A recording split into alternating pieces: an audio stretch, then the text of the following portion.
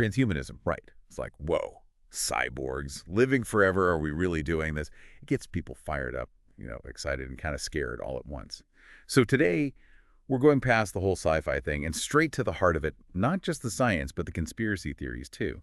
Because when people get worried about the future, things can get a little out there. Yeah, and that's usually because they don't really get what transhumanism is actually about. Exactly. They hear these crazy stories and it's like, hold on a second, let's take a breath.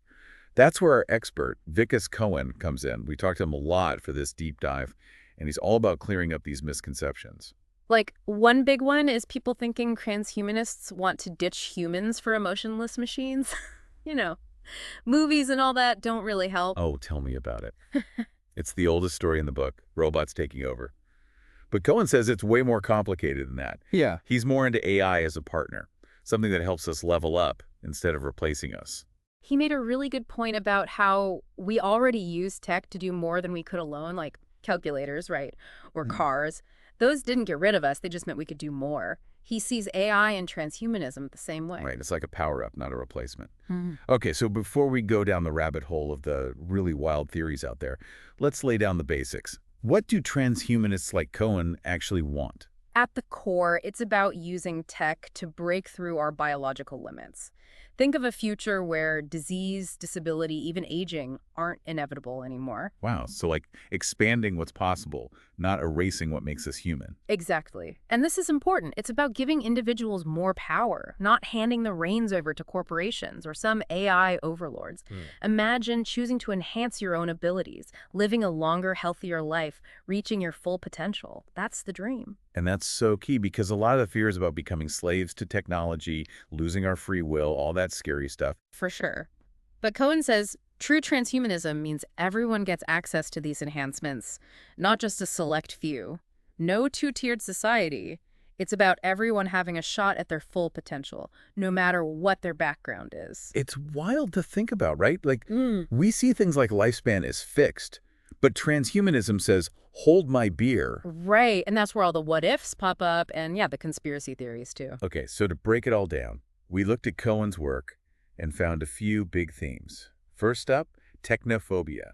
Which, let's be real, has been around forever. Oh, totally, like back in the Industrial Revolution. Exactly. People were freaking out about those new machines, thinking they'd lose their jobs, their whole way of life would vanish. It's human nature, right?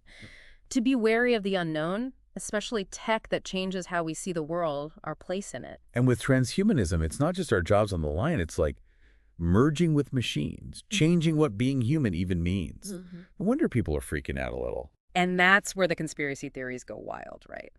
AI taking over, humans as tech-addicted zombies with no free will, even selling our souls to the machine. Okay, so let's unpack that, starting with the big one, AI taking over.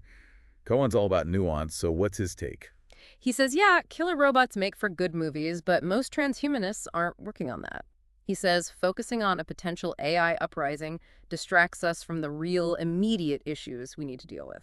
So what should we be focusing on instead of some robot revolution? He says we should be looking at how this tech could make social inequality even worse. And that brings us to the next big theme, the fear of social upheaval. Okay, so like, what are we talking about here? What kind of upheaval? Well, think about it. What happens if we actually crack the code on living longer, like way longer? All of a sudden, everything's different. Power structures, inheritance, even retirement, it all gets thrown out the window. Whoa, yeah. It'd be like fast-forwarding society 100 years overnight. Who knows what would happen? Exactly. And a big worry is that it could create an even bigger gap between the haves and the have-nots. Right, because if not everyone can access these enhancements, wouldn't that create like a new kind of elite? Those who can upgrade versus everyone else. That's the fear. And even people who are into transhumanism say that's a real issue.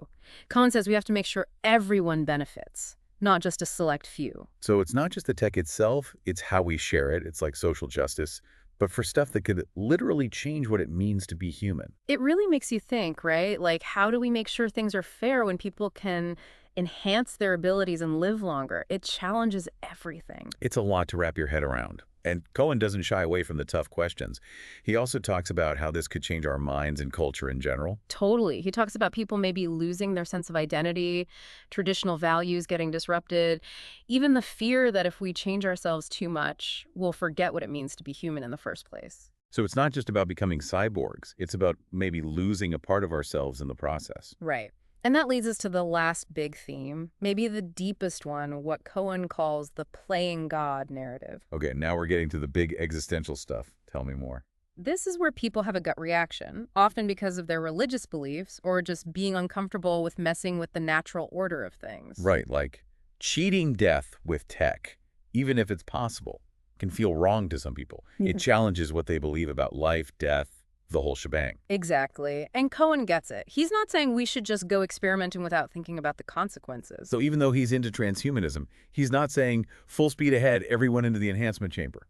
Definitely not. He says we need to be careful, talk openly about it, and have ethical guidelines so this tech doesn't go off the rails. So slow down, think about the downsides, don't just rush into it. Mm. But how do we even come up with rules for something as complex and fast-changing as transhumanism? That's the million-dollar question, and we'll get to that in a sec. Because even though it's normal to be worried about this stuff, fear shouldn't stop us from figuring out how to use this tech responsibly. That makes sense. It's like finding that sweet spot between being aware of the risks and being open to the good stuff that could happen. Exactly. And that's where the real work is, right? Not just understanding the science, but also how it'll affect society, ethics, even philosophy. This is big stuff. Right, because at the end of the day, it's not about the future of technology, it's about the future of us. I don't know about you, but I'm getting this feeling like we're on the edge of something huge, Yeah. But huge can be good or bad, right? Yeah. And I think that's where a lot of the fear comes from. Yeah, totally. It's like a mix of, oh, wow, the possibilities. And wait, hold on a minute. What if? Exactly. So how do we even start figuring this out?